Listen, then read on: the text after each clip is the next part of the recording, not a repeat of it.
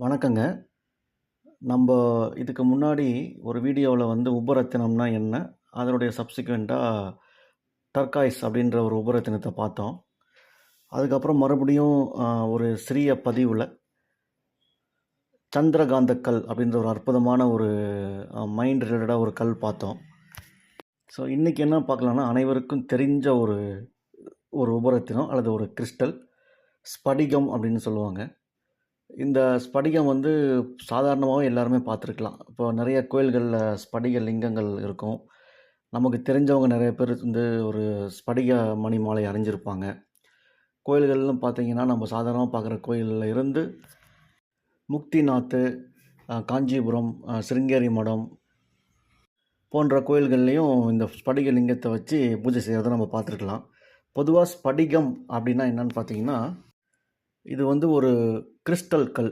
பல 100 ஆண்டுகளாக நீர் பாறைகள் பூமியில் அழுத்தப்படுவதால் உருவாகக்கூடிய ஒரு ஒரு கல் தான் வந்து இந்த ஸ்படிக கிறிஸ்டல் கல் அப்படின்னு சொல்லுவோம். இது ஒரு இயற்கையான கனிமப் பொருள்.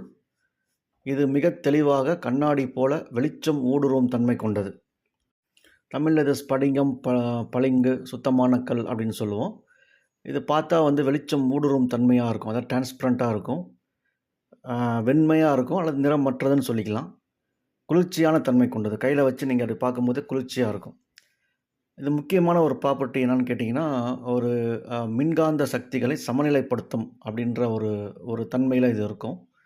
ஆன்மீகத்தில இது மிக முக்கியமான ஒரு பங்கு வகிக்குது. நம்ம ஏற்கனவே பார்த்த மாரி, ஸ்படிக லிங்கங்கள பார்த்துருக்கலாம் நம்ப. ஸ்படிக லிங்கம் வந்து நம்ம சொல்லக்கூடிய மந்திரத்தை திரும்ப நமக்கு வந்து மிக அதிகமான வைப்ரேஷன்ல திரும்ப குடுக்கும். அதனால தான் ஸ்படிக லிங்கம் நெறைய கோயில்கள்ல வைக்கப்பட்டிருக்கு. நெறைய பேர் பர்சனலாவும் வீட்ல ஸ்படிக லிங்கம் வச்சு தன்னுடைய தியானத்திற்கு யூஸ் பண்ணுவாங்க. மன அமைதிக்கு இது வந்து உதவும். எதிர்மறை ஆற்றல்கள வந்து ரொம்பவுமே கட்டுப்படுத்தும் ஸ்படிகம். இது அறிவியல் ரீதியா பார்த்தோம்னா, ஸ்படிகம் அப்படின்றது ஒண்ணும் இல்லைங்க. சிலிக்கான் தான். அது மண்ணு. அதாவது சிலிக்கான் டை ஆக்சைடு என்னும் வந்து ஒரு கனிமம். இது வந்து ரொம்ப அழுத்தம் நீங்க குடுத்தீங்கன்னா மின்சாரத்த உருவாக்கும். அந்த மாரியான ஒரு ப்ராப்பர்ட்டி, எலக்ட்ரிக் ப்ராப்பர்ட்டி கொண்டது. ஸோ இத தவிர பார்த்தீங்கன்னா, இந்த குவார்ட்ஸ் வாட்சஸ் நீங்க பார்த்துருப்பீங்க. எந்த ஒரு புறத் தூண்டுதலும் இல்லாம அது பாட்டுக்கு ஓடிக்கிட்டே இருக்கும். அந்த குவார்ட்ஸ் வாட்சஸ்ல அதிகமா இந்த ஸ்படிகம் யூஸ் பண்ணப்படுது.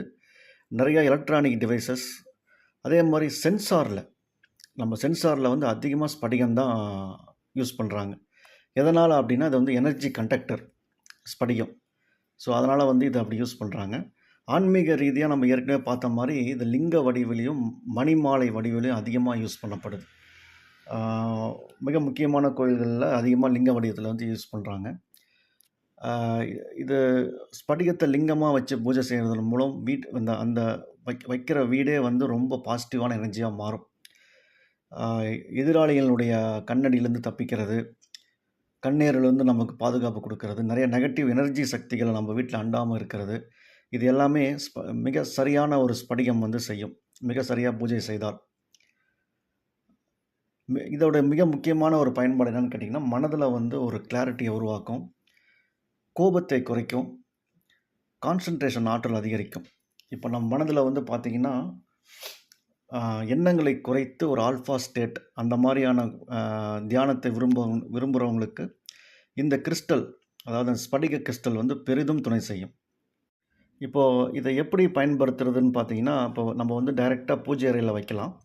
இந்த பன்னீர்ல கழுவி, சுத்தமான நீர்ல கழுவி பூஜை அறையில வைக்கலாம். கிழக்கு அல்லது வடக்கு திசையில வைக்கலாம். தனிப்பட்ட முறையில ஒரு ஆன்மீக முன்னேற்றம் வேணும் அப்படின்னா, ஸ்படிக மாலையா 108 மாலையா நம்ம பண்ணிக்கலாம்.